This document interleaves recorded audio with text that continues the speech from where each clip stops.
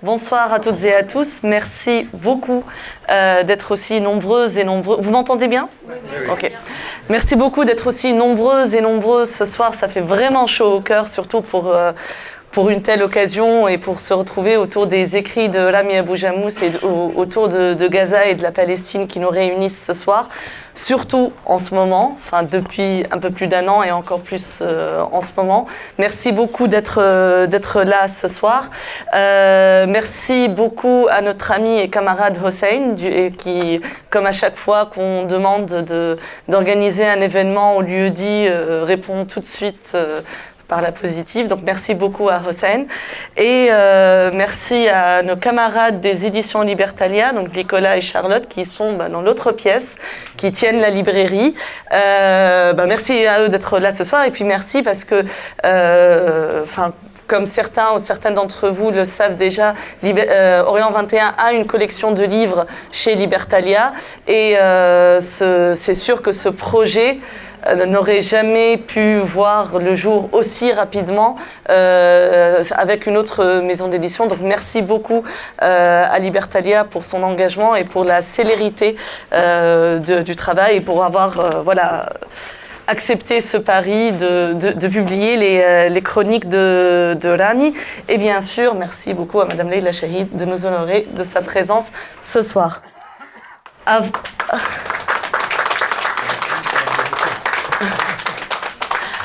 Avant de commencer cette rencontre, cette soirée, j'aimerais juste qu'on ait une petite pensée pour Marine Vlaovic, journaliste de 39 ans qui est décédée lundi. Marine Vlaovic était spécialiste du Proche-Orient. Elle a été pendant quelques années correspondante à Ramallah, en Palestine. Elle était, peut-être certains d'entre vous ont déjà écouté ses podcasts Carnet de correspondante sur Arte Radio. Elle était très attachée à la Palestine et très solidaire de ses amis et de ses confrères et consoeurs de Gaza, à qui elle avait aussi consacré un podcast l'été dernier. Donc, et c'était une amie de Rami Abou Jamous qui a été très affectée par sa disparition. Donc, une pensée pour elle et pour sa famille, pour ses amis ce soir. Avant de donner la parole à Pierre Prier, donc, mon collègue et camarade à Orient 21 et à Leila Chahid, j'aimerais juste vous faire écouter un petit message vocal de Rami Abou Jamous, donc qui est au courant évidemment de cette soirée, pour le lancement de son livre, et qui a tenu en fait malheureusement là où il est à Dir el-Balah, il n'y a pas de connexion le soir, donc il ne peut pas connecter, il ne peut pas être en direct avec nous, mais il nous a envoyé un petit message vocal pour quand même être là avec nous par la voix et par la pensée. Donc je mets le message de Rami pour que vous l'écoutiez et ensuite on commence notre soirée. Salut les amis, toujours vivants. J'aurais bien aimé être avec vous ce soir-là, mais malheureusement la guerre a décidé autrement. Apparemment, ils veulent que je reste, peut-être pour faire de nouveaux textes pour Orient 21 et peut-être pour un nouveau bouquin ou plutôt une continuation à ce bouquin-là. Et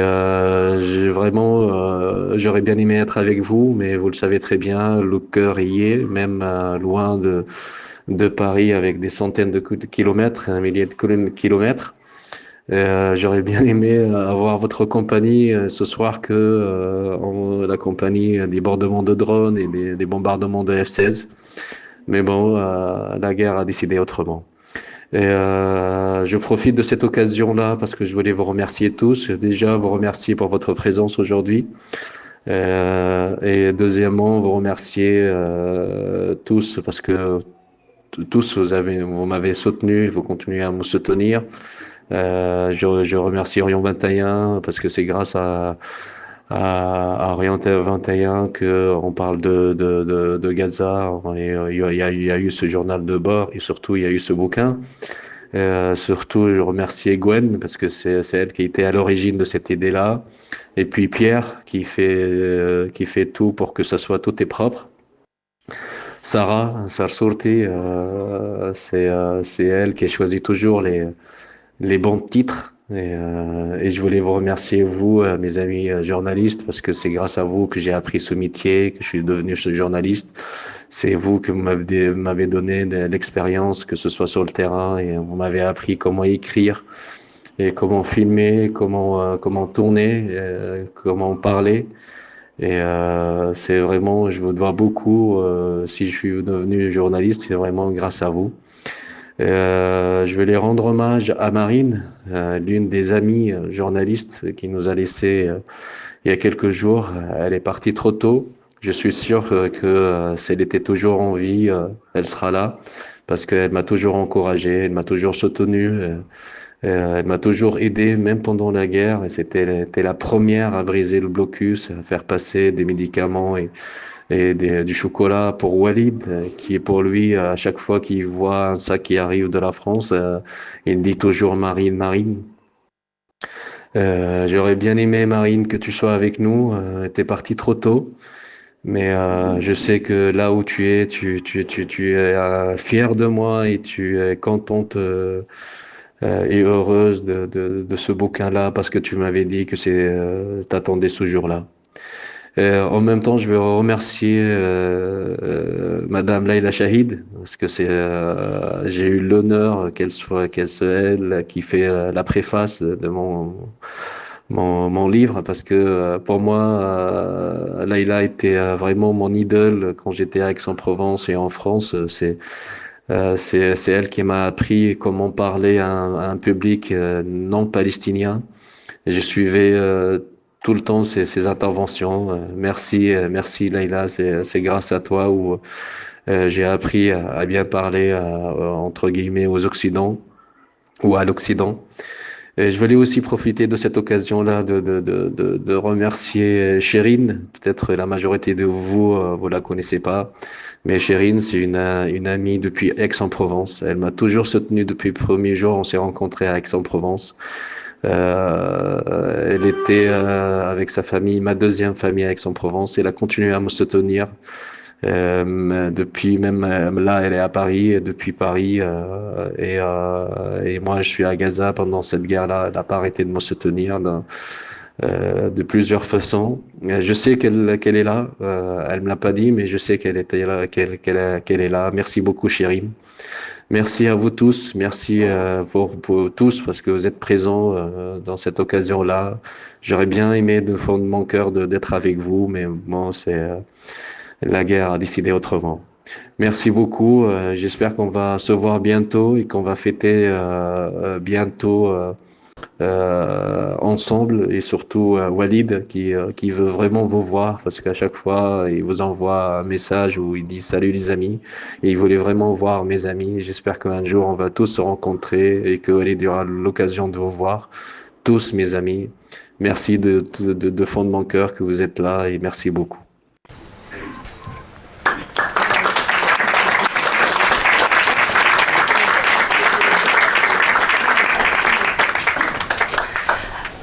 Et je donne tout de suite la parole à Pierre Prier, qui va nous raconter un peu comment tout ça a commencé avec un ami. Bonsoir. Alors, comme vous l'avez entendu, oui, une petite précision, quand il parle de Walid, c'est son fils qui a 3 ans. Comme vous l'avez entendu, Rami est parfaitement francophone, et c'est comme ça que je l'ai rencontré. Alors, juste en 2 mots, son histoire, expliquer pourquoi il est francophone. Son père était un des fondateurs de l'agence Wafa, l'agence officielle palestinienne, et donc il l'a suivi dans les pérégrinations de l'OLP, et donc il s'est retrouvé adolescent à Tunis, quand l'OLP était exilé à Tunis, donc il a fait ses études en français, et puis ensuite il est arrivé à Gaza dans les bagages de l'OLP, quand Arafat s'est installé à Gaza en 1994 après les accords d'Oslo, et puis il y est resté. Alors il y est resté. Son père était de Naplouse, il rêvait de retourner chez lui, mais bon, ça n'a pas été possible à cause des règlements des Israéliens, tout ça. Et l'ambition de Rami, c'était pas d'être journaliste, il voulait être ingénieur des télécommunications, si je me souviens bien. Il a obtenu une bourse du Centre culturel français de Gaza, qui était très actif. Et il est parti en France faire des études à Aix-en-Provence. Alors d'abord un an de français intensif pour l'améliorer. Et puis ensuite, il commence une prépa pour une école d'ingénieur. Et il a un coup de fil de Gaza. On lui dit « Ton père est mort, il faut que tu rentres, c'est toi le chef de famille ». Et donc c'est la tradition, il n'a pas pu y échapper. Il rentre à Gaza. On était là toujours sous le règne de l'autorité palestinienne. Il devient fonctionnaire de l'autorité palestinienne, porte-parole. Il exerce diverses fonctions. À un moment, il était même plus ou moins gestionnaire du terminal de Rafah. Enfin, voilà. Donc tout ça pour expliquer que c'est quelqu'un qui a un réseau formidable. Il connaît tout le monde, quoi. Et qui, grâce à son père, a acquis une connaissance et une finesse d'analyse politique aussi à la fois. Il était au cœur de la politique palestinienne et il savait très bien la décoder et ce qui se passait. Et puis arrive la prise de pouvoir du Hamas en 2007. Bon, après que le Hamas a gagné les élections qui n'ont pas été reconnues ni par l'autorité palestinienne, ni par les pouvoirs occidentaux, fin de la parenthèse. Et donc le Hamas prend le pouvoir, sans doute pour éviter un coup de force du Fatah, nouvelle parenthèse. Et puis Rami, il se retrouve sans travail.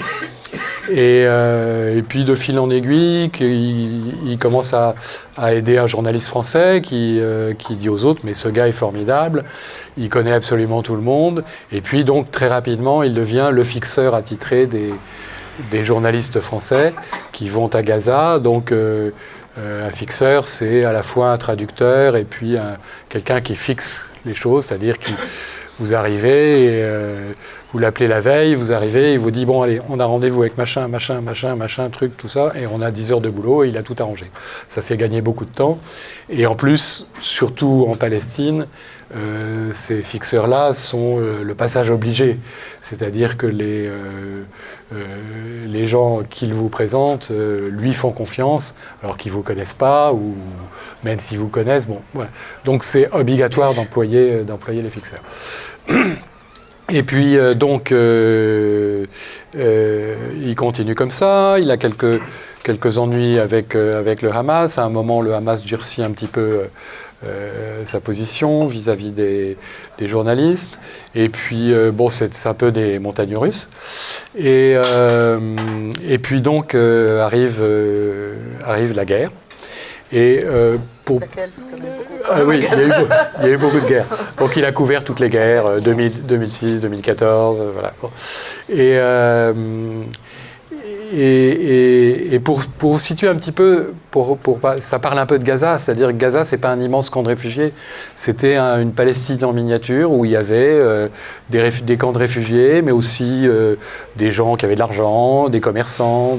Et Rami, il habitait un bel appartement dans une tour, comme il peut y en avoir ici à Paris.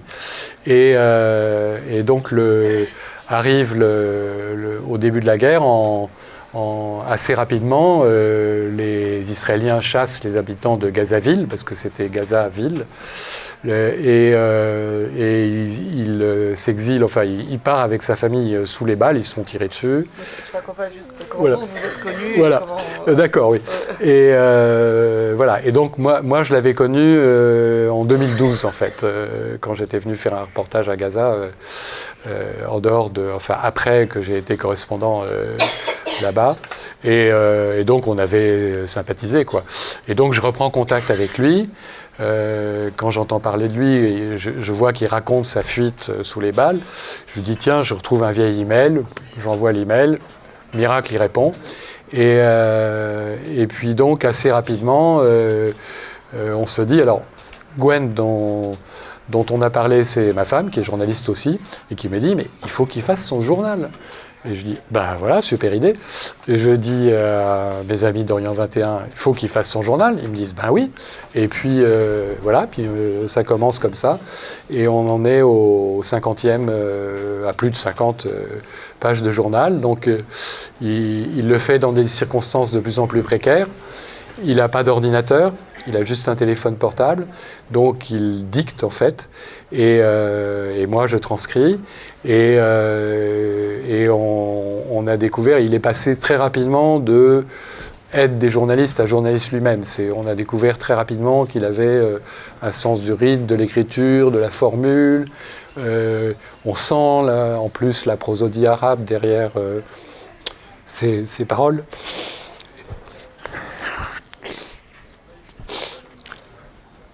Non, excusez-moi.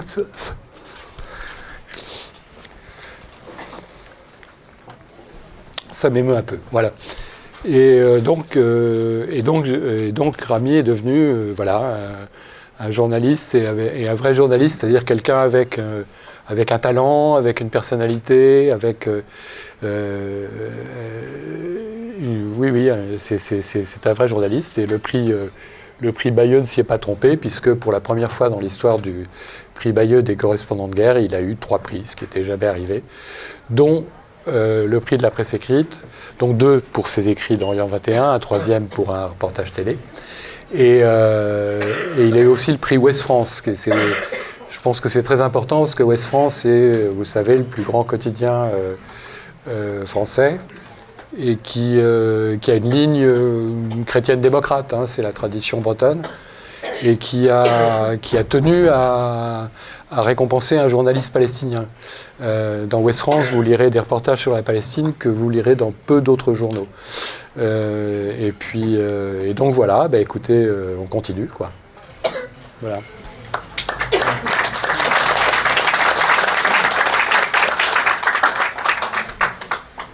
Merci à vous deux. Je voudrais vous demander, puisqu'on est filmé, et que tout à l'heure on a applaudi la voix de Rami, mais on n'a pas encore applaudi son prix, ou ses prix. Alors je voudrais que vous applaudissiez tous son prix, parce qu'il va vous entendre, voilà. Il va vous entendre et il va savoir que vous êtes fiers de lui. Les larmes de Pierre m'ont beaucoup ému, parce que je crois que je suis venue avant tout pour vous parler de Rami. Parce que je trouve que l'histoire de Rami avec la presse française est une très belle histoire. J'ai 75 ans et demi. Et je suis le produit d'une éducation française. Et je suis là depuis 50 ans. Je ne connais pas beaucoup de belles histoires franco-palestiniennes entre journalistes comme la vôtre. Vous tous de Orient 21, et toi et ta femme en particulier. Donc, tes larmes, elles me vont droit au cœur, et j'espère qu'elles vont droit au cœur de Rami aussi, parce que sans cette collaboration, Rami lui-même a dit qu'il ne serait pas ce qu'il est. Et donc, je voudrais dire que je suis très fière d'être palestinienne comme lui et de voir, effectivement, la première fois que j'ai entendu parler du prix Bayeux, c'était à l'Institut du monde arabe, lorsque Pierre Aski nous a dit qu'il y avait un jury qui allait statuer, et surtout que ce prix-là était très important parce qu'il y a plus de 133 journalistes qui ont été tués pendant cette dernière phase, comme dit Sarah, parce qu'il y a eu tellement de guerres. Ça, c'est la dernière et sûrement la plus meurtrière, probablement en un siècle. En tout cas, pour les Palestiniens, sûrement une des pires qu'ils ont jamais vécues. Et vous avez pu la voir en direct. Et donc, je dirais que ce prix, pour moi, ce prix Bayeux, que j'ai rencontré grâce aux explications de Pierre Aski, qui nous disait le jury va se réunir dans quelques jours. Personne n'imaginait que ce serait Rami qui l'aurait, parce que c'est une formule de collaboration tellement peu habituelle, tellement innovante, qu'elle apporte quelque chose de nouveau à la presse. Et j'ai été dans une autre vie journaliste, et donc pour moi, la presse est quelque chose de très important. Donc moi, je perçois ce prix, pas seulement pour Rami, mais pour tous ses amis journalistes, ceux qui tous les jours, sur un site qui s'appelle Gazavi, où il dit « Bonjour les amis, toujours vivants », il raconte la journée, il a des salutations de tous ses amis, la plupart journalistes qui lui répondent, et c'est devenu comme un rituel. Et je trouve que ce prix, il est aussi destiné à tous ces noms qui signent tous les jours les « Bonjour Rami » à qui Rami écrit tous les matins. Et donc, je crois que sans leur soutien, et devant, comment vous dire, une tragédie tellement incommensurable, il aurait été écrasé, il aurait eu du mal à s'accrocher. Il y a peut-être deux choses qui ont compté pour lui, vous, les journalistes qui l'ont soutenu, et son fils Walid. Deux choses qui ont été très importantes pour lui, pour pouvoir trouver la force de continuer à travailler. La deuxième chose que je voudrais vous dire, c'est que nous sommes entrés dans une période où la guerre médiatique est devenue un élément très central des enjeux politiques contemporains. Ça veut dire, pas seulement en Palestine, avant c'était vrai pour les conflits à l'extérieur, pour les questions internationales, parce qu'elles étaient loin. Mais je dirais aujourd'hui que dans tous les conflits armés, qu'ils soient de loin, dans d'autres pays, ou même les débats intérieurs, l'invasion de l'intelligence artificielle, des fake news, des manipulations sur le plan de la politique intérieure aussi, surtout en période électorale, particulièrement la période électorale présidentielle, explique les raisons de cette guerre médiatique, parce que c'est une vraie guerre. Aujourd'hui, cette guerre médiatique, elle est aussi importante, elle fait moins de victimes, mais sur le plan du rapport de force, sur le plan de la compréhension, sur le plan de l'opinion publique et comment elle change, la guerre médiatique est aussi importante que la guerre chaude qui était avant une guerre froide. Ce qui n'est pas couvert par la presse, par les médias, n'existe pas, tout simplement. D'où l'interdiction depuis le 8 octobre, ça veut dire le lendemain de cet terrible massacre du 7 octobre, l'entrée des journalistes à Gaza, les journalistes étrangers en particulier, ça veut dire non palestiniens, est complètement interdite par les autorités israéliennes. Après les horreurs et les massacres du 7 octobre, amplement couverts par la presse israélienne et même par la presse internationale, les images de la répression israélienne, ce que Rami a inventé et qui s'appelle le Gazacide, a été imposé sur tout le territoire.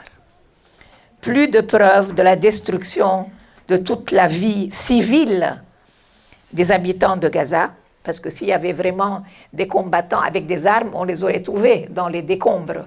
Mais vous avez remarqué qu'il n'y a pas d'image qui montre ni les armes, ni les combattants habillés en combattants avec leurs armes.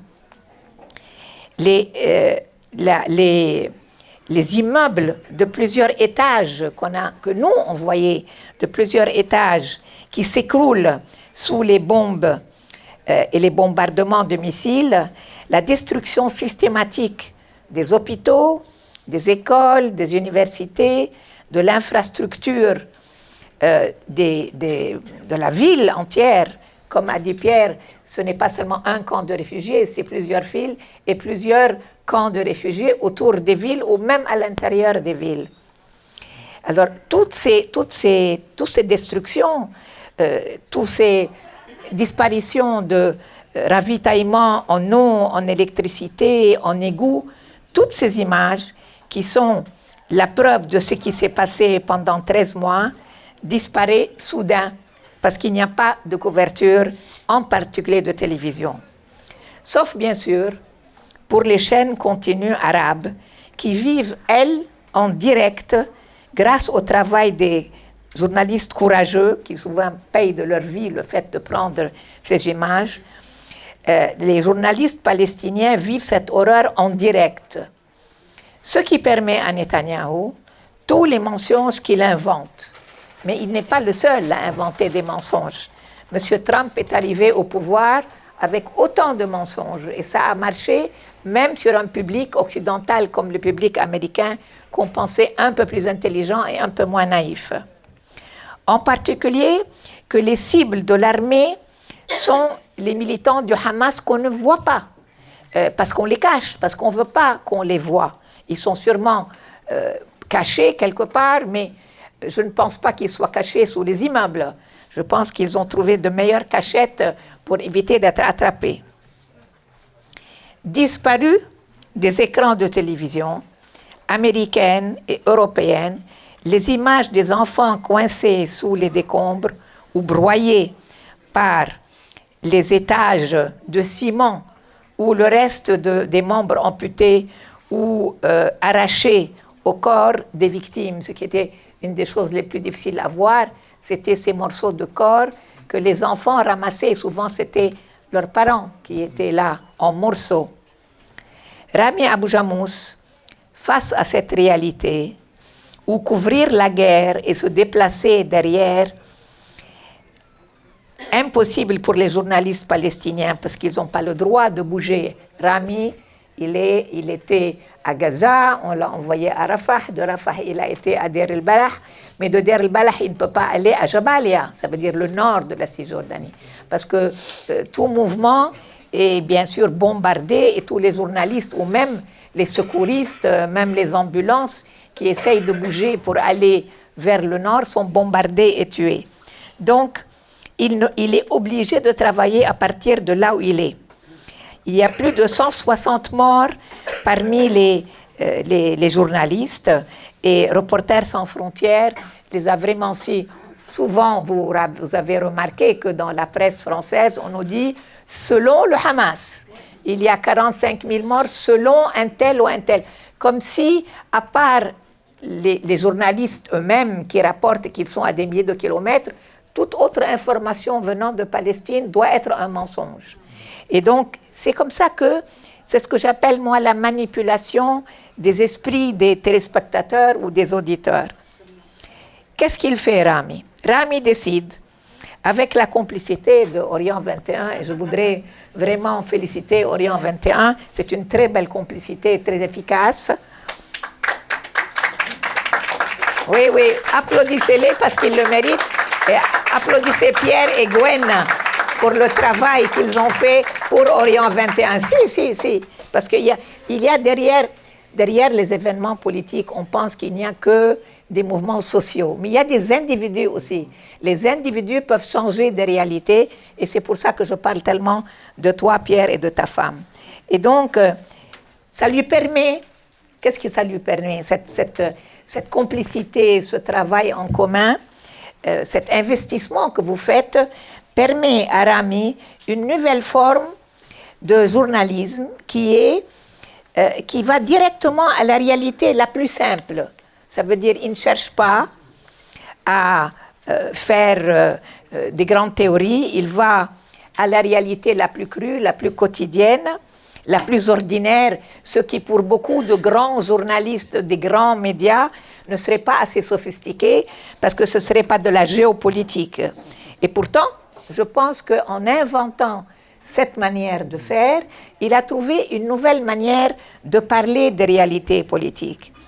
Et il a une idée géniale qui est presque naturelle puisque c'est son fils, c'est d'associer Walid, ce petit enfant d'aujourd'hui 3 ans, qui en avait 2 lorsque ça a commencé, dans les images qu'il fait et même dans les prises de parole.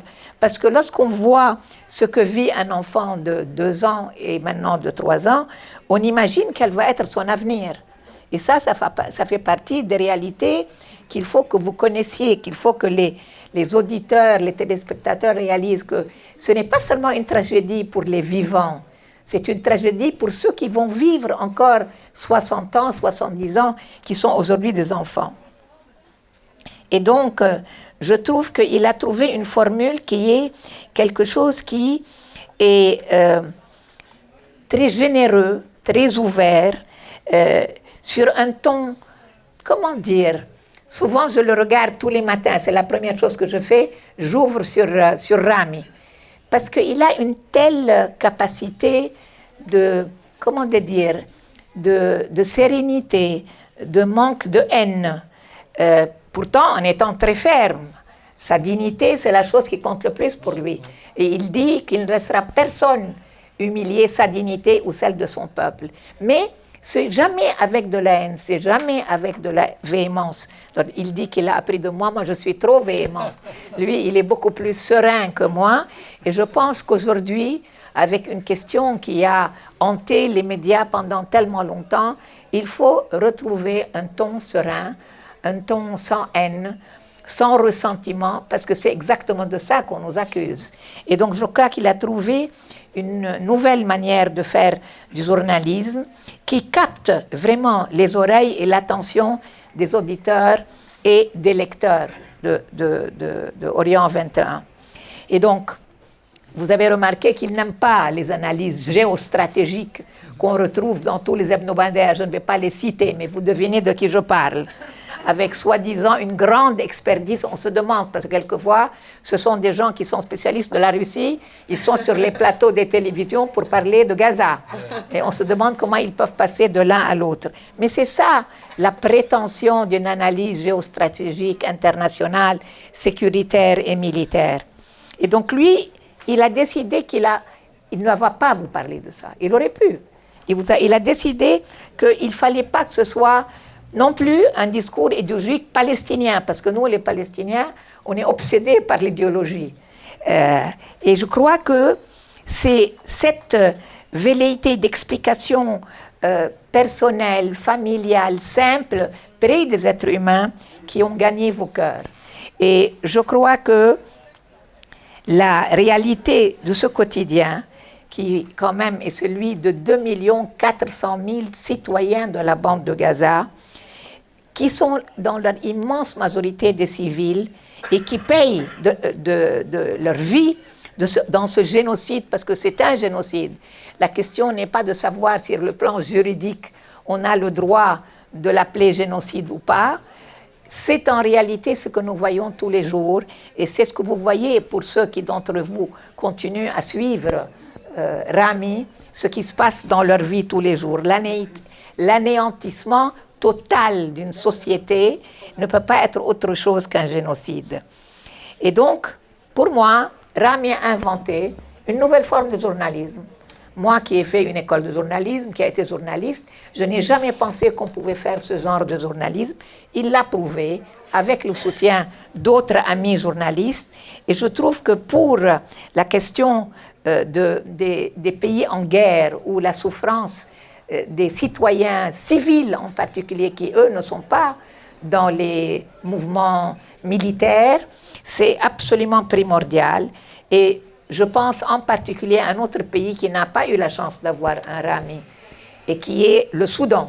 Je pensais qu'au Soudan, on pourrait, si on avait eu un Rami, on aurait pu avoir une autre couverture et une autre compréhension, parce que je sens que personne en Europe ne comprend vraiment ce qui se passe au Soudan. Voilà. Alors pour vous tous, journalistes francophones, Rami a brisé un mur de verre qui vous séparait de la réalité que vous couvriez. C'est ce que tu disais. On allait là-bas, mais il y avait entre nous et la réalité qu'on venait couvrir un mur de verre. Il a réussi à tisser un vrai lien de vérité, de sincérité et d'humanité, là où on avait déshumanisé les plus de 45 000 victimes, dont 17 000 enfants, et les plus de 100 000 blessés, dont la majorité sont des femmes et des enfants. C'est pour cela aussi que son prix Bayeux, c'est le vôtre aussi. Ce n'est pas seulement la reconnaissance pour Rami, le journaliste, mais pour vous, les journalistes qui l'ont aidé. Et pour finir, je voudrais moi aussi rendre hommage à 2 personnes qui sont parties juste au moment où leurs efforts étaient couronnés, au moins sur le plan juridique, de 2 décisions importantes. Celle de la Cour pénale et celle de l'avis de la Cour de justice à la demande des Nations Unies. Et donc, je voudrais rendre hommage à Marine, qui a payé de sa vie. J'espère que ce n'est pas le désespoir qui l'a fait partir. Et Gilles Devers, parce qu'il a travaillé tellement longtemps pour que la Cour pénale finisse par convoquer et en donner un mandat pour juger ces criminels de guerre. 2 choses qui nous ramènent un peu d'espoir dans un monde qui en a tellement besoin. Voilà, je vous remercie tous et je suis très heureuse d'être parmi vous, surtout que je reconnais beaucoup de visages que je n'ai pas revus depuis très longtemps. Merci Sarah. Merci Laïla. Merci beaucoup Leïla, merci Pierre pour vos témoignages. Et effectivement, ce qui est marquant dans les textes de Rami, c'est notamment sa manière d'incarner en fait la vie à Gaza, parce que au début, comme tu le disais justement, après le 7 octobre, il y a eu une invisibilisation en fait, des Gazaouis, de leurs souffrances. Et puis même quand on a commencé à voir ce qui se passait à Gaza, c'était des paysages de ruines, de destruction. Et les textes de l'âme, ils permettent de rappeler que ce n'est pas juste des immeubles qu'on bombarde, ce n'est pas juste de la pierre en fait qu'on détruit, c'est aussi des vies en fait. Des vies, il y a les morts et puis il y a les vivants. Et comme tu le dis si bien, en fait, ça ne va pas s'arrêter. Même le jour où on aura un cessez-le-feu, ça ne va pas s'arrêter, parce qu'il y a la question de tout l'avenir en fait de cette population après. Je ne sais pas s'il y a des questions dans la salle. Alors, pas de questions, Sarah, oui. on pourrait dire juste à nos voisins qu'ils baissent un peu la voix. Est-ce que quelqu'un aurait la gentillesse de dire à nos amis et camarades dehors de... Ouais. Ouais. Merci beaucoup. On vous entend beaucoup en fait. Merci. Merci. Et donc juste, pas de contre-conférence. Merci de ne pas accaparer la parole.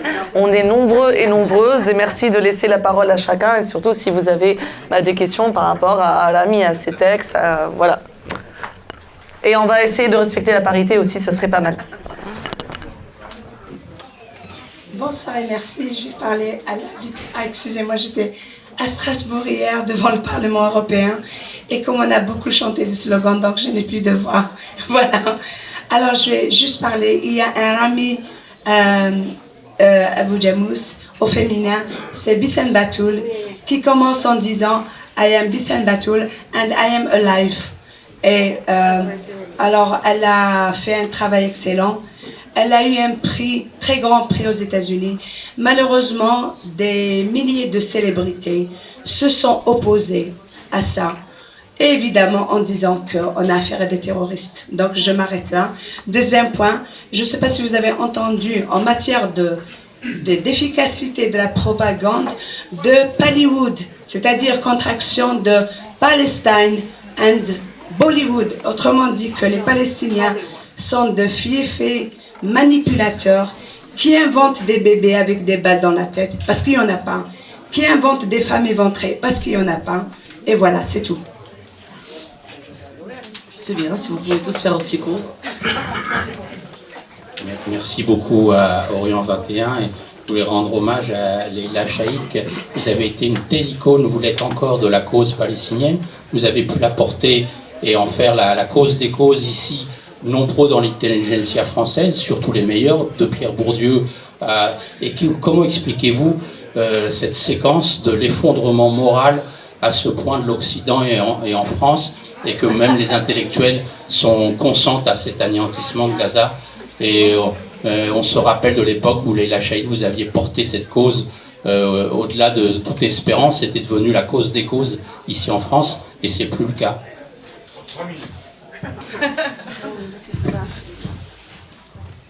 Quelqu'un d'autre? Non. Je n'ai pas l'habitude de parler, je ne suis pas journaliste, je suis céramiste, et je voulais dire que grâce à Rabi, quand je lis ses textes, ça me permet depuis un an, excusez-moi, ça me permet depuis un an de supporter ce qui se passe. J'ai un souvenir que je voudrais dire, mon père était réfugié espagnol, et je me souviens des informations à la télévision quand on voyait les fédayines qui se battaient. Je devais être enfant, je devais avoir 9 ans, et j'étais effrayée de les voir comme ça, armés, et on nous les présentait comme des monstres. Et mon père, qui était un anarchiste d'un CNT espagnol, m'avait dit « Non, non, c'est pas du tout comme ça, ce sont des gens qui se battent pour leur terre. » Et je crois que ça m'est resté dans la tête depuis, et depuis moi, le 8 octobre, je suis effrayée de ce qui se passe à Gaza. Voilà.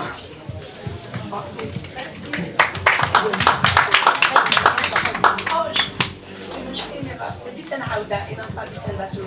Je fais une erreur.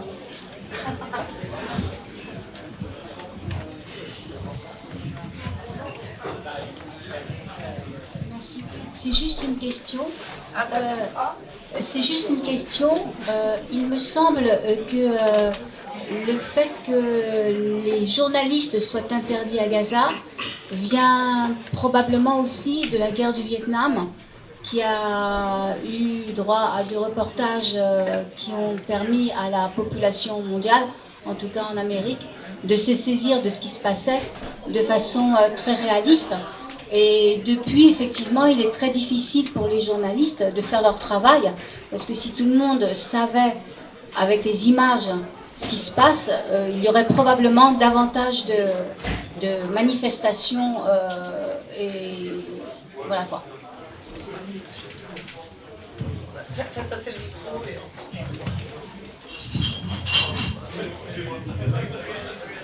ensuite.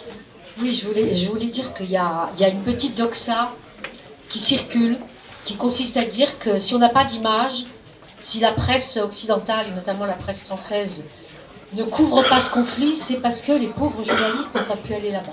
Je voudrais m'inscrire totalement en faux de cette histoire. Pourquoi ? Parce que... Pardon, est-ce que vous pouvez rapprocher le micro ? Ah, c'est bon là ? Oui. Ok. Donc je m'inscris totalement en faux de cette histoire. C'est parce que on n'a pas entendu la fin de la phrase. Du coup, je ne sais plus ce que je disais, moi. Comme ça, c'est bon ? C'est bon. Ah oui, il faut toucher carrément. Oui, je voudrais m'inscrire totalement en faux du fait que si la couverture de la presse occidentale est ce qu'elle est, qu'il s'agisse du New York Times, qu'il s'agisse de la presse anglaise, qu'il s'agisse de la presse américaine, qu'il s'agisse de la presse allemande, qu'il s'agisse de la presse française, c'est pas du tout parce que les journalistes n'ont pas vu. Les journalistes français, notamment, qu'il s'agisse du Monde, qu'il s'agisse y compris de Mediapart, ont couvert, ont fait beaucoup de papiers sur les morts, les journalistes morts, mais avant qu'ils ne soient morts, ils avaient des images. Ils postaient des images sur les réseaux sociaux. Or, aucun média de presse n'a relayé les images des journalistes palestiniens. C'est trop tard de faire les larmoyants quand les gens sont morts. Il fallait, c'est ce que demandaient les journalistes palestiniens avant de mourir, il fallait relayer ces images. Il fallait montrer aux gens, et il y avait les moyens, grâce aux réseaux sociaux, de montrer ce qui se passait, de montrer non seulement les destructions. Je me souviens d'un article du Monde, embedded, comme on dit, de M. Rémy, qui, avec l'armée israélienne, on voyait que les ruines. On ne voyait pas les morts. Et tout le papier, c'était la description de la super technique israélienne. Que des immeubles détruits, aucun mort. Donc merci à Orient 21 d'avoir suivi le travail, d'avoir montré les images, d'avoir fait des analyses, d'avoir donné la parole à Rami, d'avoir effectivement inventé un genre de nouveau style journalistique, je dirais. Mais surtout, en tant que citoyens français, nous devons être conscients de la catastrophe absolue qu'a représenté la chute vertigineuse des responsabilités de la presse occidentale et notamment de la presse française. Merci.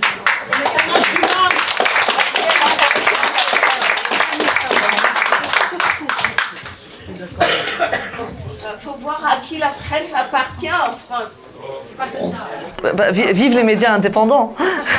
D'ailleurs, j'en profite pour rappeler que Orient 21 est en campagne de dons actuellement. Donc, si vous voulez continuer à lire une presse indépendante qui n'appartient ni à Bolloré ni à d'autres milliardaires, vous savez ce qu'il vous reste à faire. Juste avant de donner le micro à Leila Chaïd sur la question de les journalistes et la non-présence des journalistes à Gaza. Alors oui, bien sûr qu'il y a l'historique du Vietnam, mais les journalistes ont toujours été victimes et visés en fait dans les différents conflits armés. Avoir quand même un conflit aussi long sans le moindre accès à des journalistes étrangers, ça c'est quand même une première. Et puis le nombre de journalistes tués à Gaza depuis le 8 octobre, c'est une première depuis la Seconde Guerre mondiale. Donc ça c'est quand même exceptionnel. Et il y a quand même, je veux dire, bien sûr qu'on est en colère et révolté contre tout ce qui se passe, mais il faut aussi souligner et garder espoir par rapport à un contre-courant aussi, ou à ceux qui essaient de lutter contre ça, parce que le prix Bayeux, justement, c'était le contraire, parce qu'il n'y avait pas que Rami. Il y a eu en tout 6 Palestiniens ce soir-là au prix Bayeux, notamment des photographes, etc., qui ont été primés à Bayeux, et justement, c'était une volonté politique de la part du jury de rappeler qu'il y a des journalistes en Palestine et qui sont aussi crédibles que les journalistes occidentaux. Merci. Je voudrais Merci Sarah. Je voudrais surtout rappeler concernant les journalistes que ce qui fait la différence aussi en Palestine, c'est que la plupart de ceux qui ont été tués, littéralement assassinés, pas bombardés avec leur famille dans les immeubles ou sur la route, il y en a déjà 33. Ceux-là ont reçu des appels de menaces au téléphone. Les Israéliens appellent les journalistes chez eux, les menacent leur famille, et donc beaucoup s'attendaient à être tués parce qu'ils avaient reçu... Certains sont partis parce qu'ils ont eu peur pour leurs enfants et leurs familles. Et d'autres ont eu le courage de rester, comme justement Rami. Mais donc c'est visé. Ce n'est pas seulement un nombre important de journalistes parce que la situation est très grave, mais parce qu'on veut faire taire ceux qui osent parler. Et comme par hasard, ce sont les meilleurs journalistes, et souvent d'Al Jazeera, qui est une chaîne en continu 24 heures sur 24, qui a les moyens, même si elle a été fermée dans 2 endroits, ça veut dire à Jérusalem, à Ramallah, elle a encore assez de moyens financiers pour avoir des journalistes un peu partout. Sinon, on n'aurait même pas. Pour madame qui parle des réseaux sociaux, on ne peut pas remplacer la presse audiovisuelle par les réseaux sociaux. On ne peut pas. Parce que dans les réseaux sociaux, il y a tout et n'importe quoi. Il y a du bon et il y a du mauvais. Et donc, c'est un travail impossible pour les journalistes de faire le tri. C'est pour ça que c'est important d'avoir un travail peut-être associatif ou même des lois pour savoir qu'est-ce qu'il y a dans les réseaux sociaux. Et donc, je crois qu'il ne faut pas jeter le bébé avec l'eau du bain. Il y a des journalistes dans la presse écrite, dans la presse radio, dans la presse télévisée, qui font leur travail. Mais ils ne sont pas nécessairement ceux qu'on voit le plus, ni dans les médias les plus importants. Et donc, c'est pour ça qu'il faut les encourager. D'où le travail très important que vous faites, vous, dans Orient 21, parce que vous avez trouvé une formule très intéressante qui n'est pas le news. Le news, ça veut dire la nouvelle. Tous les jours, 41 morts, 65 morts, 150 morts. Ça n'a plus d'importance, c'est devenu tellement banal que les gens ont l'impression qu'ils comptent des moutons, pas qu'ils montent des êtres humains. Parce qu'on habitue comme ça les gens à la banalité de la mort et de la souffrance. Et donc, je dirais que une autre question qui m'a interpellée beaucoup, c'est celle que Ronnie Broman avait dite, et qui est d'ailleurs dans ma préface, c'est que une des raisons principales pour laquelle les autorités israéliennes n'ont pas voulu d'image, n'ont pas voulu de correspondants à l'intérieur de Gaza, c'est pour cacher la vérité aux Israéliens, pas seulement la vérité aux Français, aux Américains, aux Allemands, aux Italiens, mais avant tout à l'opinion publique israélienne qui est manipulée de manière absolument incroyable parce que c'est une population qui a peur. Et on comprend pourquoi elle a peur. Elle a peur parce qu'elle a l'impression qu'elle est détestée par tout ce qui l'entoure, ce qui est malheureusement souvent le cas parce qu'elle a fait la guerre à la plupart des pays qui l'entourent. Et donc, c'est très facile de manipuler cette peur-là en l'empêchant de voir, parce que je suis certaine que si le public israélien voyait un peu plus d'images de ce qui se passait, avait des explications plus proches de la réalité, il serait beaucoup plus conscient et peut-être un peu plus opposant au gouvernement de M. Netanyahou. Et donc, pour terminer, il y a une autre question qui m'interpelle beaucoup. C'est ce que monsieur a demandé là-bas. C'est l'effondrement du milieu des intellectuels engagés français, en particulier français, parce que la France a toujours été à l'avant-garde de toute cette pensée intellectuelle depuis la Seconde Guerre mondiale, avec des noms qui ont porté, après mai 68, toutes les luttes au Vietnam, les luttes en Afrique du Sud, les luttes en Palestine, les luttes dans les pays africains décolonisés. Et petit à petit, on a vu comme un retrait de tous ces penseurs qui faisaient le milieu intellectuel le plus intéressant en France, qui a d'ailleurs beaucoup influencé le reste du monde. Il a influencé le Maghreb, il a influencé le Proche-Orient, même les Américains. Bourdieu, on parlait de Bourdieu, ou de Deleuze, ou Derrida, ou Guattari, étaient ceux qu'on enseignait à Harvard et à Yale, parce qu'il n'y a pas d'intellectuels de cette qualité. Et c'est vrai qu'il faut qu'on analyse pourquoi, dans ces dernières années, on a eu comme un recul. Je me rappelle encore un terme qui était utilisé après mai 68, les nouveaux philosophes. Les nouveaux philosophes, comme si les nouveaux allaient être mieux que les anciens. Et c'est les nouveaux philosophes qui ont culpabilisé l'opinion publique en leur disant ce que vous avez défendu, c'est entre guillemets des terroristes. Et donc il y a eu un genre d'autocensure qui fait qu'aujourd'hui on n'a plus de Jean Genet, on n'a plus de... Edgar Morin est encore là, que Dieu prolonge sa vie, il a 103 ans. Mais vraiment, il est un des rares qui reste. Parce que ce spectre qui menace toute personne qui ouvre la bouche d'antisémitisme est quelque chose qui est très difficile à supporter parce qu'il y a des gens qui y croient et que donc les gens se sentent... moi j'ai des amis qui sont venus me dire très honnêtement, on ne couvrira plus la Palestine parce que nous ne pouvons pas supporter cette accusation d'antisémitisme et on ne sait pas comment y répondre. Et donc pour toutes ces raisons-là, je crois qu'il faut aussi réaliser que ce n'est pas facile lorsqu'on a fait d'une question comme la question de la Palestine, parce que c'est la Palestine, ce n'est pas un conflit, ce n'est pas une guerre, c'est une cause palestinienne, quelque chose d'aussi clivant dans une société comme la société française. Voilà, merci.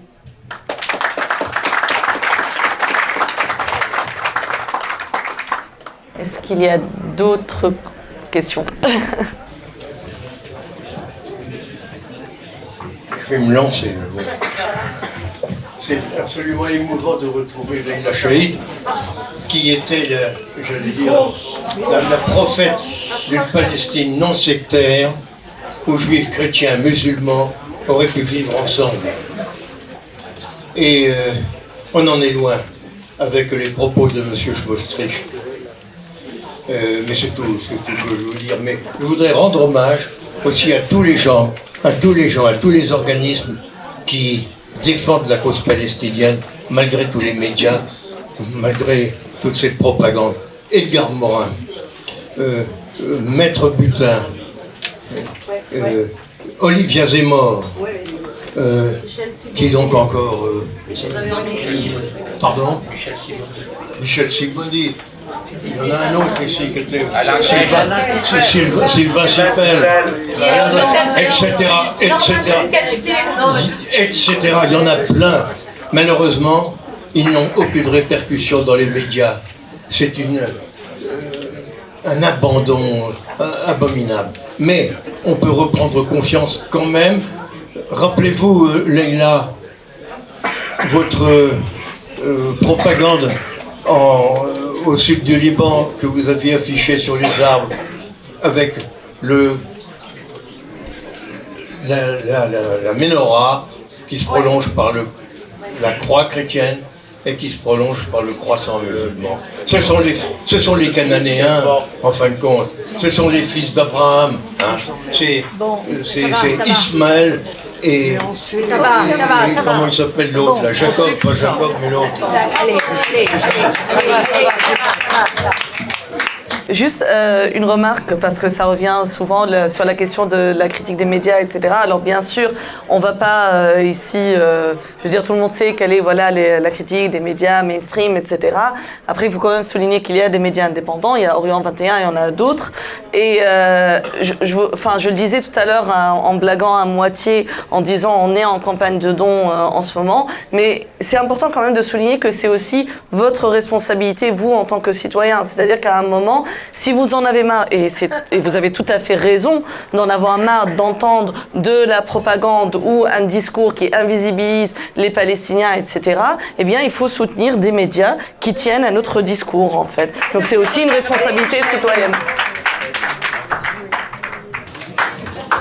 Je voulais poser une question. Parmi les toutes petites lueurs d'espoir qui restent dans l'immédiat, j'avais appris il y a quelques années, bien avant le 7 octobre, que le solde migratoire dans l'intégralité de la Palestine occupée était déjà négatif avant. Quid de la situation actuelle? 80 000 en 2023. Et d'autre part, j'avais entendu que l'armée israélienne voulait invisibiliser ses actions auprès de sa population. Mais je crois, sauf si je fais erreur, que chaque citoyen israélien doit donner un mois de par an de sa vie à l'armée, ou 3 même. Donc comment ça pourrait être invisibilisé si tout le monde y participe? Juste sur... juste sur la deuxième partie de la question, sur la visibilisation, on parlait de la visibilisation de la couverture médiatique, c'est-à-dire, Leïla tout à l'heure disait qu'en fait, il y a les 2 bureaux d'Al Jazeera qui ont été fermés à Ramallah et à Jérusalem. À Jérusalem, c'est le bureau d'Al Jazeera English. Donc c'était le seul moyen pour les Israéliens d'avoir une autre, enfin le seul non, parce qu'il y a quand même plus 972, etc. Mais c'était un des rares moyens. Mais sur le service militaire, oui, il y a 3 ans de service militaire obligatoire en Israël. Il y a des refoutniks, il y a ceux qui refusent en fait de faire le service militaire, qui finissent en prison. Voilà, après... oui, voilà. Et après, une fois qu'on a fait son service militaire, effectivement, on est réserviste jusqu'à l'âge de 40 ans. Mais c'est quand même, je veux dire, même si effectivement il y a un service militaire obligatoire, c'est à un moment en fait, comment dire, influencer l'opinion publique du pays colonisateur, c'est important si on veut gagner une bataille décoloniale. Entièrement d'accord, Sarah. Si on veut gagner, il faut aussi savoir parler à l'opinion publique de nos ennemis, de l'autre côté de la frontière. Et je voudrais dire à tous les amis qui sont là, ceux que je connais et ceux que je ne connais pas, c'est qu'il faut aussi un peu être autocritique. Ça veut dire que l'OLP, il y a 30 ans, 40 ans, 50 ans, savait parler à l'opinion publique israélienne, à ceux qui pouvaient devenir des alliés contre la colonisation, contre la politique raciste israélienne, avant que nous ayons ce gouvernement dont on n'a jamais vu un pareil en 76 ans d'existence de l'État d'Israël. Et nous avons un peu manqué à nos devoirs, nous aussi. Depuis Oslo, nous nous sommes bercés d'une illusion que nous allons rentrer dans une forme de reconnaissance mutuelle, une forme de reconnaissance d'un État, qu'on pouvait se reposer, parce que c'est une longue lutte. C'est une lutte qui est celle qui a le plus humilié la population, d'où l'attachement de Rami à défendre tout ce qui peut l'humilier. C'est pour ça que les gens ne partent pas. Ils ne partent pas parce qu'ils sont en train de résister à cette humiliation. Mais pendant longtemps, les instances de l'OLP, qu'elles soient au Liban ou en Jordanie ou en Tunisie ou dans les ambassades en Europe, faisaient un travail de médias, de contacts, de discussions qu'ils ne font plus. Parce que d'une certaine manière, les Israéliens ont été très malins. Ils ont vendu Oslo comme étant la solution. Les gens nous disaient, mais c'est terminé, il y a maintenant des négociations politiques, il ne faut pas critiquer, il ne faut pas attaquer parce que ça met en danger la négociation. Et il n'y avait pas de négociation en fait. On nous a leurrés et il faut dire qu'on est tombé dans le piège. Et donc je crois qu'on a besoin de beaucoup. Ce n'est pas une question ni de prophètes ni de gens meilleurs que d'autres. C'est une question de stratégie aussi d'un mouvement de libération. Un mouvement de libération doit avoir à côté de sa vision politique et même, je dirais, militaire, qui est un droit donné à tous les peuples sous occupation, tant qu'on n'attaque pas des civils, il y a aussi une stratégie sur le plan de la communication. Nous l'avons eu dans la période où on était le plus solitaire. Moi, je me rappelle, en 1968, j'ai commencé déjà à travailler avec toutes les instances politiques. Et lorsqu'on disait chrétiens, juifs et musulmans, ce n'était pas pour porter uniquement le signe religieux, c'est parce qu'on voulait un État laïque et démocratique. On ne voulait pas une solution à 2 États d'ailleurs. Alain a publié un livre sur ça. C'était ça la revendication palestinienne. Un État démocratique où les citoyens voteraient selon leurs désirs politiques et pas du tout selon leur communauté. Mais nous avons échoué à faire adopter cela. Et le plus grand responsable de cet échec, c'est les gouvernements et les États membres des Nations Unies qui n'ont jamais levé un doigt pour sanctionner toutes les violations israéliennes. Pas une sanction. J'ai été pendant 10 ans représentante de la Palestine à Bruxelles et même lorsque je parlais à des commissaires qui sont bien disposés, qui sont sur des bases vraiment de valeurs, de droits et de respect de l'autre et de paix, il me disait « Jamais nous ne prendrons de sanctions contre Israël ». Je disais « Mais pourquoi jamais? Je ne comprends pas pourquoi il faut faire une exception. C'est de l'antisémitisme à l'envers, parce que c'est une exception. » On me dit « Parce que nous sommes responsables de ce qui leur est arrivé. » Et donc, lorsqu'ils vous disent ça, vous leur dites, et c'est les Palestiniens qui doivent payer le prix. Et je crois que c'est un problème qui est profondément ancré dans l'histoire de l'Europe, dans la psychologie européenne, et qui a besoin justement d'un travail, je pense, très transparent, très ouvert, sans complexe, sans acharnement, et bien sûr sans aucune forme de rejet de l'autre, mais en trouvant les moyens de mettre les conditions nécessaires pour l'égalité des droits, pour la reconnaissance de l'autre et pour une vraie coexistence. Et je pense que c'est ça le but réellement de la plupart des Palestiniens. Et pas du tout ce qu'on est en train aujourd'hui de peindre, ça veut dire une islamophobie ambiante qui fait que toute personne qui porte un nom qui peut ressembler à un nom arabe est automatiquement un allié du Hamas, ce qui est totalement faux parce qu'on sait exactement combien de personnes ont voté pour le Hamas dans les dernières élections de 2007. Ce n'est vraiment pas la majorité, c'est 30%. Et donc, nous avons affaire à un contexte où l'extrême droite n'est pas seulement en Israël. L'extrême droite, elle est en Autriche, elle est au Danemark, elle va peut-être venir en France bientôt. Et donc, c'est très facile. Madame disait qu'elle était une réfugiée espagnole de ses parents. Je crois qu'on a beaucoup mieux accueilli les réfugiés espagnols qu'on accueille aujourd'hui les réfugiés syriens ou les réfugiés allemands. Et aujourd'hui, il y a quelque chose qui est du rejet de tout ce qu'ils appellent les étrangers. Regardez les migrants. Lériquement aussi, les migrants sont des réfugiés. Et on n'est pas prêt à les accueillir. Et donc, je crois qu'il y a un problème inhérent à la société, d'où l'importance de la prise de parole des intellectuels, des vrais intellectuels, pas ceux qui accaparent les télévisions et les radios et que nous voyons malheureusement tous les jours. Merci beaucoup. Sur le texte auquel Leïla faisait référence, s'il vous plaît, chut, on ne s'entend pas. Sur le texte auquel Leïla faisait référence, donc vous avez la table librairie juste à côté de Libertalia, ça s'appelle La Révolution palestinienne et les Juifs. C'est un texte du Fatah en fait qui a été préfacé effectivement par Alain Grèche et on l'a publié il y a quelques années aux éditions Libertalia. Effectivement, voilà, même s'il y a le religieux qui s'incruste dedans, on sait très bien que à la base on ne se lasse jamais de le rappeler, ce n'est pas un conflit religieux, c'est une question coloniale.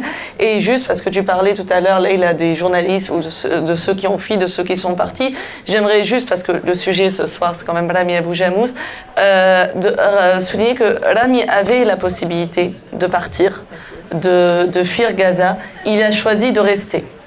Et il a dit, et on a eu, avec Pierre, cette discussion avec lui plusieurs fois. Et plusieurs fois, il a insisté, il a dit, tant qu'il y a la guerre, lui ne voulait pas partir, tant qu'il avait encore la possibilité, il ne voulait pas partir de Gaza, parce qu'il était sûr que s'il partait, il ne reviendrait plus. Donc c'est quand même, il est resté jusqu'au dernier moment à Gazaville. Ensuite, comme on disait tout à l'heure, Rafah Dir al-Balah, mais il tenait à rester jusqu'au bout.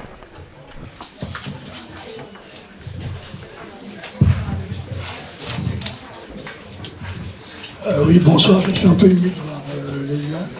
Et donc j'espère que je vais pouvoir m'exprimer. J'espère que je vais pouvoir m'exprimer correctement. En fait, pour lever la chape de plomb sur soi-disant l'apologie du terrorisme, je voudrais vous conseiller d'aller voir le documentaire qui s'appelle No Another Land. Si vous ne l'avez pas vu, je pense que vous l'avez peut-être vu alors. Et d'autre part, ce que je voulais dire, donc ça c'est un conseil vraiment. Ça se passe avant le 7 octobre et on voit, ça donne une idée de ce que peuvent subir les Palestiniens. Ce sont des... voilà. Et donc la deuxième chose que je voulais dire, c'est une question que je me pose. Est-ce que je pense que les forces sur place ne pourront pas résoudre le problème entre eux. Et je pense qu'il n'y a qu'une intervention extérieure, notamment de l'Occident. Et on sait qu'elle défaille complètement, donc j'y crois pas. Mais du coup, moi j'aime honnêtement être très pessimiste. Je ne devrais pas le dire, parce que c'est pas le lieu, mais je voudrais qu'il y ait un petit peu de réalisme aussi. Mais je peux me tromper, et en tout cas, je le souhaite. Mais c'est l'Occident qui nous tue. Oui, pendant la deuxième intifada, en 2000, on lisait Le Figaro, imaginez-vous, parce qu'il y avait un certain journaliste, Pierre Prier, qui écrivait les meilleurs articles sur la deuxième intifada. Aujourd'hui, c'est devenu inimaginable. Donc Pierre, qu'est-ce qui s'est passé depuis quand? Donc comment tu expliques cette mainmise du grand capital sur tous les grands médias?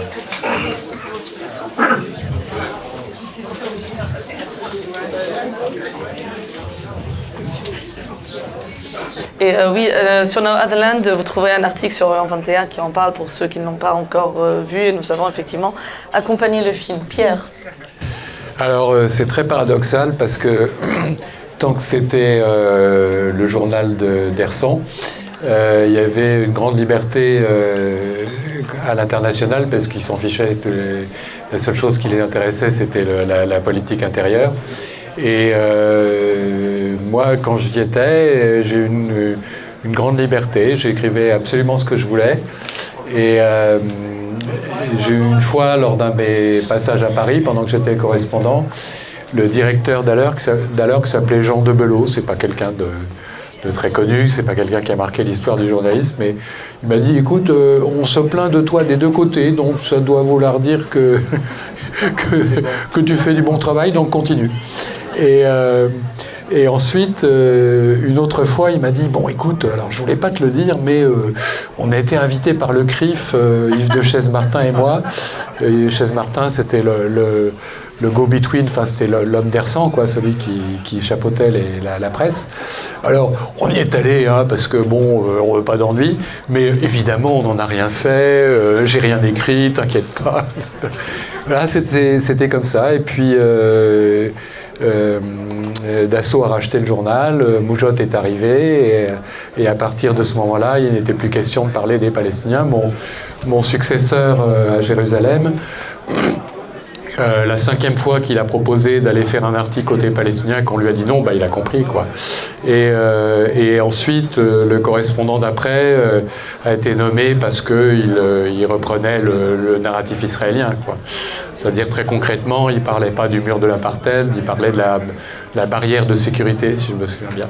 Bon, voilà. Donc, en fait, c'est compliqué parce que c'est pas forcément parce qu'il y a... Enfin, j'allais dire, bon, Ersan, c'était un homme de presse avec tous les défauts qu'on lui connaît, bien sûr. Et ensuite, Le Figaro et d'autres journaux ont été rachetés par des milliardaires qui n'étaient pas des hommes de presse, quoi, qui voulaient s'en servir pour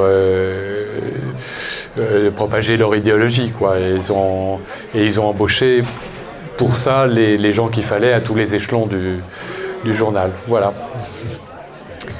Je vous ai déjà parlé de la presse indépendante ce soir.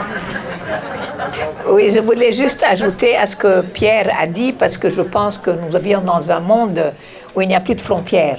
Ça veut dire qu'il faut aussi regarder les réalités, pas seulement par rapport à là où on est, ou à la région où on est, mais par rapport au monde.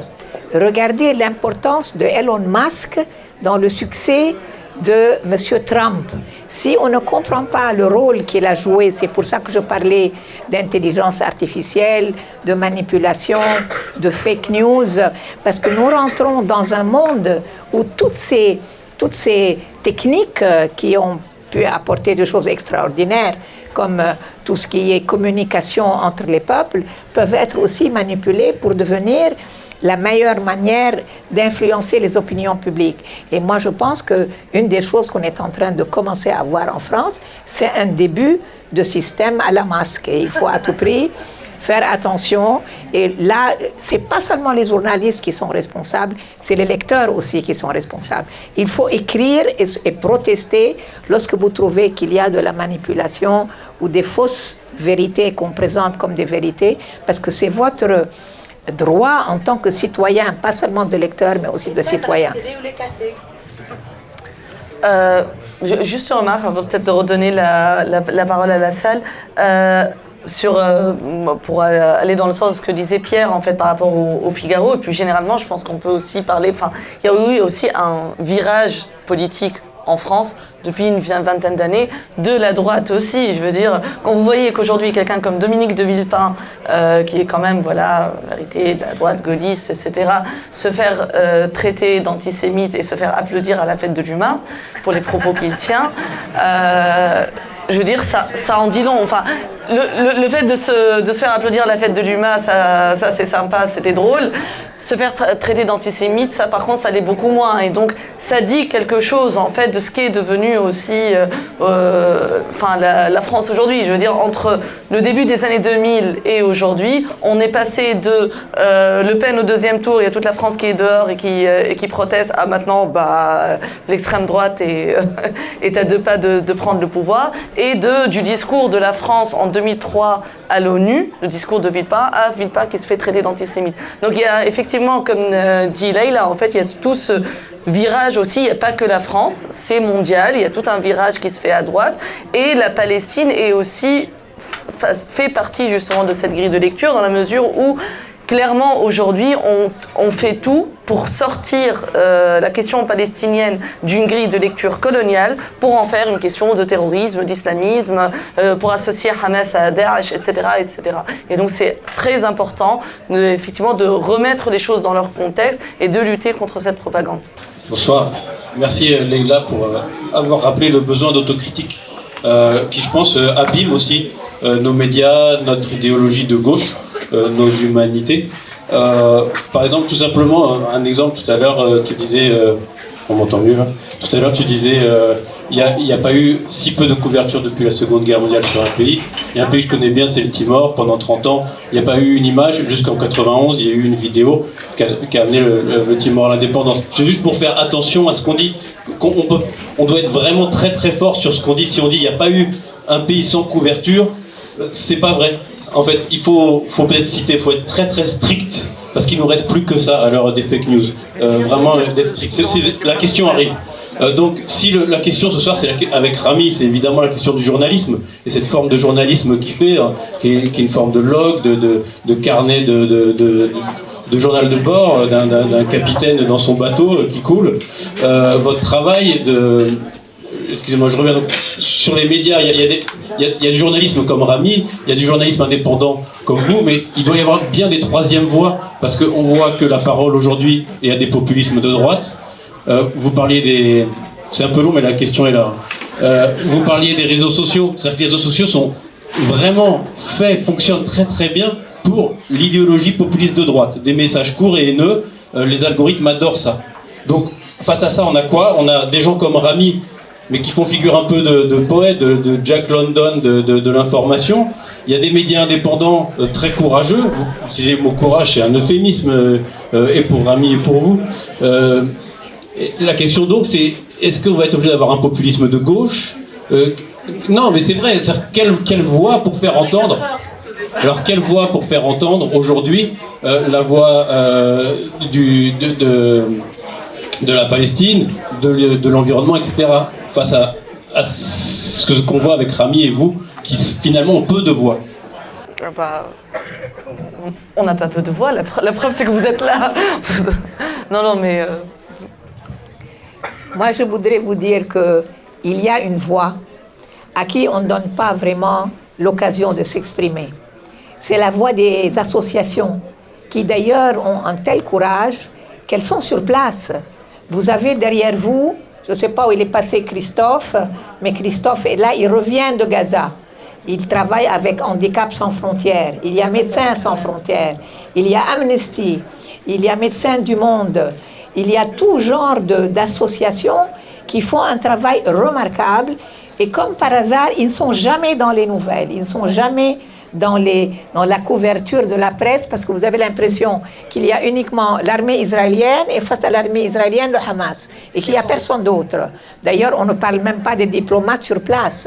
Mais moi, je pense que parmi les éléments les plus importants qui peuvent permettre justement aux citoyens du monde, et en particulier, puisque nous sommes en France, les citoyens français, d'ouvrir les yeux sur la réalité qu'eux, en tant que militants travaillant sur le terrain, peuvent passer et trouver un moyen de relayer leur expérience. Et j'espère qu'eux trouveront aussi une stratégie de communication plus efficace que celle qu'ils n'ont parce qu'ils ont ce mérite-là.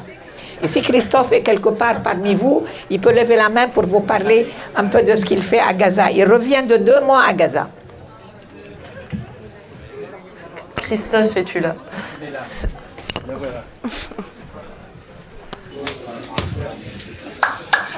Bonsoir. Je ne m'attendais pas du tout à parler, mais finalement, en fait, j'arrive tout juste de la Drôme où j'habite, et c'est Rami qui m'invite, donc voilà, j'ai été en contact avec lui avant de partir à Gaza. J'avais contacté la rédaction d'Orient 21 parce que c'était ma seule source d'information véritable, on va dire, quand j'étais en France. Et du coup, en arrivant à Gaza, je l'ai contacté. Et bon, en tant qu'humanitaire, en fait, on a quand même des règles de sécurité qui font qu'on n'a pas le droit de rencontrer des journalistes. Donc, on s'est quand même rencontrés. Moi, j'ai un peu été au-delà de la limite légale, on va dire. Donc, on s'est rencontrés 5 minutes. On s'est pris dans les bras. J'ai rencontré Walid aussi, que j'ai pris dans les bras. Voilà, et il m'a dit je suis toujours vivant. J'ai dit ouais bah ouais, là je te prends dans mes bras, t'es en chair en os. Voilà, et donc je suis très reconnaissant d'Orient 21 parce que c'était vraiment un site que je suivais avant de partir. J'ai fait de l'humanitaire avant, mais là ça faisait 8 ans que j'étais pas parti et Gaza en fait m'a appelé. Je suis parti uniquement pour Gaza, donc avec une ONG. J'ai passé 2 mois et bon bah ce que j'ai vu. Je suis pas médecin, donc j'ai pas vu des choses, des amputations et tout ça. Mais l'ONG pour laquelle j'ai travaillé, Handicap International, travaille beaucoup dans ce genre de contexte. Donc voilà, tout ça pour dire qu'en fait l'aide humanitaire, elle arrive toujours pas. Nous, on avait une vingtaine de camions bloqués à la frontière égyptienne qui ne rentraient pas, donc impossible d'avoir des prothèses, des orthèses, des chaises roulantes, des béquilles. En fait, tout est bloqué. Ils nous mettent des bâtons dans les roues pour la moindre paire de ciseaux, qui est considérée comme double usage. Donc double usage, ça veut dire que ça peut être utilisé par des groupes terroristes, voire des civils comme une arme contre des tanks. Voilà. Donc quand on voit un ciseau pour couper des ongles face à un tank, c'est un peu difficile de comprendre, mais voilà, tout ça pour dire qu'il y a vraiment un empêchement de faire son travail. En tant qu'humanitaire, j'ai pas vu un seul camion rentrer en 2 mois. Donc voilà, c'est une citation où c'est comme si on prenait Paris et moi j'étais entre Der El Bala et Khan Younes. Voilà, on prend Paris, on met entre 80% et 90% des bâtiments au sol et la population de Paris qui erre dans les rues à essayer de trouver une activité économique, quoi. Voilà. Et comme Rami le dit, en fait, il y a une multitude de métiers qui s'est créé, donc du réparateur de sandales au réparateur de sacs plastiques, parce qu'on en est là, en fait. Il faut des sacs plastiques pour aller faire les 2-3 courses qu'on a à faire. Voilà, donc c'est une situation catastrophique, en effet, et j'y suis allé pour 2 choses, pour être avec les gens là-bas et pour pouvoir essayer de faire quelque chose en rentrant. J'ai passé beaucoup de temps avec les Gazaouis, les équipes, j'ai écouté leurs histoires et en fait c'était une expérience humaine impressionnante, incroyable et j'espère y retourner, Inch'Allah. Ce qu'ils veulent, c'est vivre en paix en fait, voilà, tout simplement.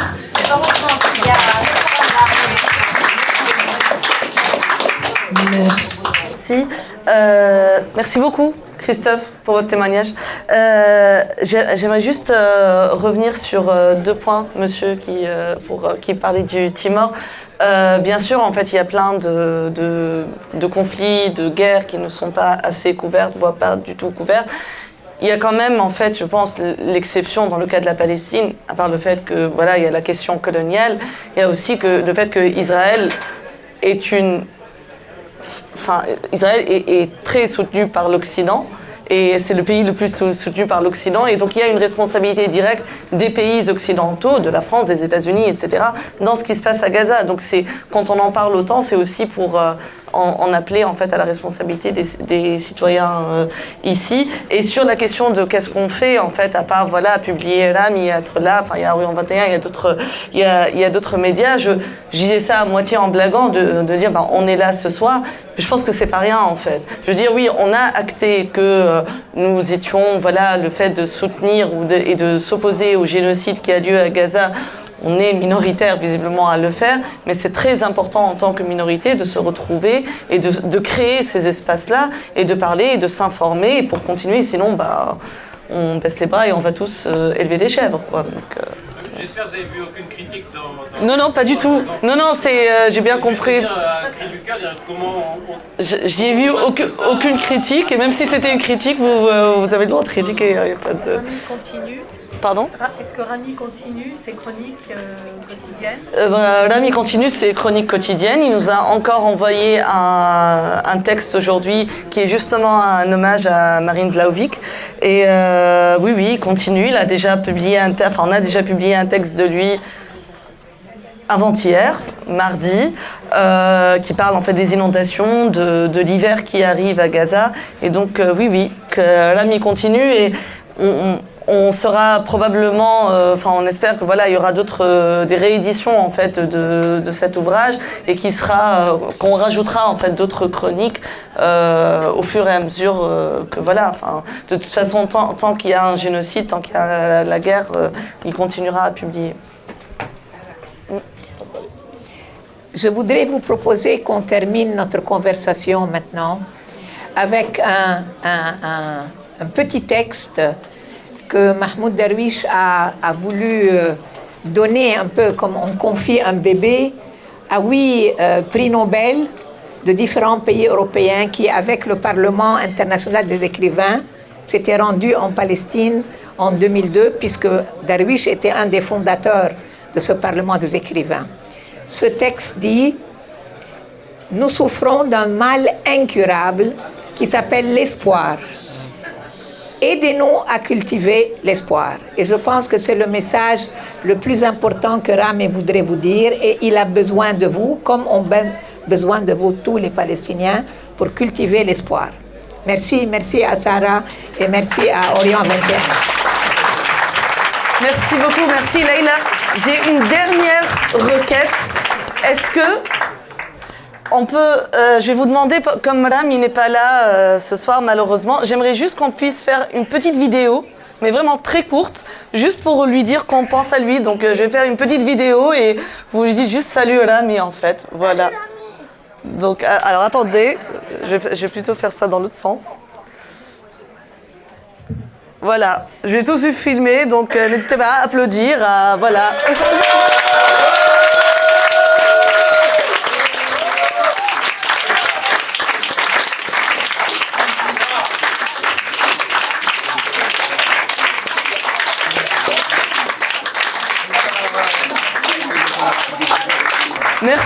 Merci beaucoup à toutes et à tous. Merci d'avoir été là ce soir. Merci Hossein, merci au lieu dit de nous accueillir comme à chaque fois.